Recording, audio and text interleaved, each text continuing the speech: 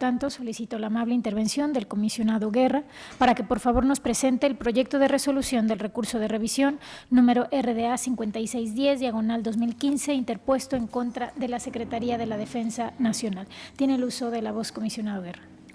Muchas gracias, presidenta. Nuevamente, buenas tardes. La solicitud es acerca de la presencia del Ejército Mexicano en el estado de Chiapas desde el 1 de enero de 1994 hasta el 31 de diciembre de 1998. Se requirió lo siguiente: un listado que incluya un detalle por día, mes y año dentro del periodo referido respecto de número de soldados enviados, especificando grado militar; B, armas, especificando modelo, marca, calibre; C, aviones; D, vehículos terrestres, aclarar modelo, marca; E, balas o cartuchos;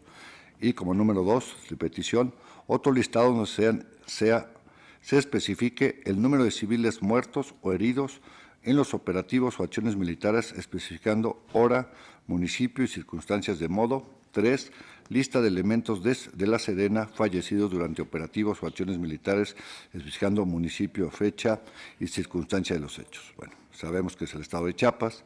teniendo las fechas del enero del 94 al 31 de diciembre del 98, pues finalmente esto hace referencia principalmente, aunque no pueda ser exclusivo, pero principalmente a lo que fue el movimiento del Ejército Zapatista de Liberación Nacional. La respuesta del sujeto obligado declaró la inexistencia de la documentación solicitada y, sin embargo, proporcionó a la interesada copia simple de una versión pública del expediente A/390, generado con los motivos de los hechos por los que el solicitante preguntó. El agravio del pensionado se inconformó con la clasificación de reserva, ¿sí?, que no hay tal, sino hay una inexistencia, ¿sí?, pero solicitando una nueva versión pública legible. Él le llama reserva porque se le entregó una versión pública, ¿sí? Entonces, pues, considera que, bueno, se reservó al testar algunos datos, ¿no? Y sin costo, donde exclusivamente se testen los nombres de militares y civiles involucrados en el suceso de su interés. El argumento del proyecto es que, en ese sentido de la revisión de las constancias que integran el expediente A390, que consta solo, sobre todo el movimiento zapatista, solo un expediente de 51 hojas. Todo lo demás es inexistente.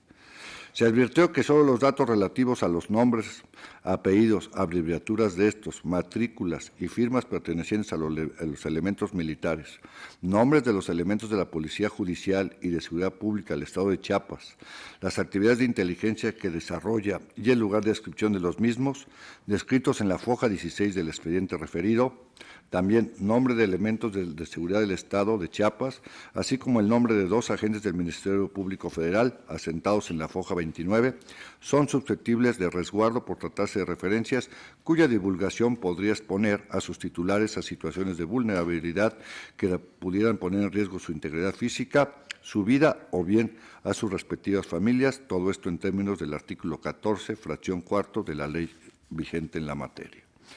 También se identificó que la ubicación del 10º Batallón de Infantería, del 46º Batallón de Infantería,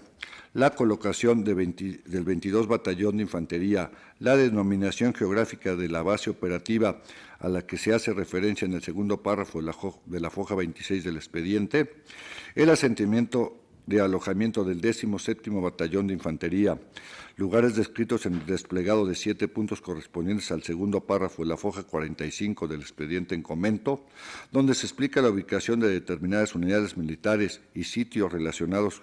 con el comandante del agrupamiento número 5, son susceptibles de reservarse, en virtud de que conciernen a las referencias geográficas y estratégicas que siguen en operación hasta este momento, de ahí que su divulgación pueda poner en riesgo a los militares allí asentados, además de vulnerar la seguridad y defensa nacional por reflejar la localización del despliegue de fuerza y actuación respectivos, con fundamento al artículo 14, fracción primera de la ley en la materia. Finalmente, contrario a lo anterior y que fue testado, la ponencia a mi cargo determinó procedente la entrega del número de operaciones militares, el número de pasajeros militares, la cantidad de carga transportada, el número de aeronaves militares, número de elementos militares, número y localización de los civiles fallecidos, número y tipo de vehículos militares, número de personas aseguradas o detenidas, número y tipo de acciones adoptadas, tipo de operaciones o evento detectado, tipo de misión, acción o desarrollo de operación militar, tipo de apoyo militar, tipo de armamento militar y equipo o material militar, ya que es información numérica que no hace identificable ninguna táctica militar o pone en riesgo la seguridad nacional. Lo anterior es así,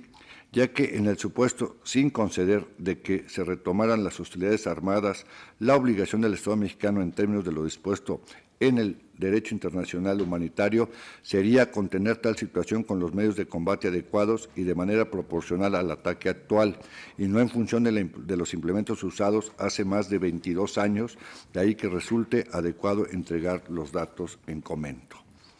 Lo mismo puede decirse del resto de los conceptos de información inicialmente testados, es decir, testaron todos. Es decir, también procede la entrega del número de tarjeta dirigida, fechas y datos de identificación de partes, informes, mensajes y radiogramas, ruta de vuelo militar, y a esto nos referimos, lugares de salida y llegada, clave militar de brigada, tipo de documentos levantados, matrículas de vehículos militares, dependencias a las que pertenecen las aeronaves, rúbrica de los servidores públicos implicados en la emisión de las constancias que integran el expediente de mérito, clave de autentificación del documento militar, información que no se advierte puede encuadrar en alguna causal de reserva y, por el contrario, difundir las circunstancias en que se dio la contención del STLN, permite verificar la actuación de nuestras Fuerzas Armadas, sobre todo en una situación como esta, que dividió la opinión pública a favor y en contra del referido movimiento armado y cuestionó el actuar de las Fuerzas Armadas y tuvo repercusiones internacionales. Por último, también se determinó que la versión pública proporcionada inicialmente al particular fue ilegible, de lo poco que le dejaron ver, no se podía leer, a pesar de que el sujeto obligado cuenta con una versión íntegra, nítida, resultando fundadas las manifestaciones del particular. Razones todas estas por las que se ordena, si así lo consideran mis compañeros, la modificación de la respuesta impugnada para que se prepare una nueva versión pública legible y donde solo se testen los datos cuya clasificación fue convalidada en la resolución que pongo a su consideración. La anterior determinación es puesta a su consideración atendiendo la segunda perspectiva en las que se fijó este Pleno para la discusión pública de los asuntos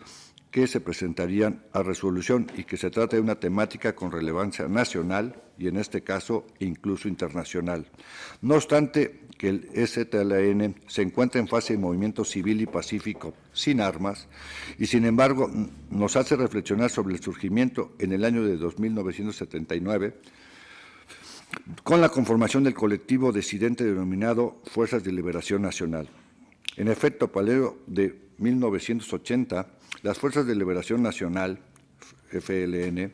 ya habían adoptado el acrónimo de FLN-ZLN en sus documentos de la guerrilla, y solo 3 años más tarde, en específico el 17 de noviembre de 1983, apoyados por un grupo de indígenas politizados, catequistas,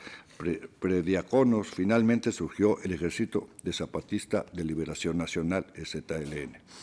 Movimiento inicialmente beligerante, cuya aparición pública, aunque después el propio Gurría le llamó que después de la guerra beligerante se volvió una guerra de Internet, pero bueno, cuya aparición pública ocurrió en el 1 de enero de 1994, varios recordamos, cuando declaró la guerra al ejército mexicano, quien hasta el momento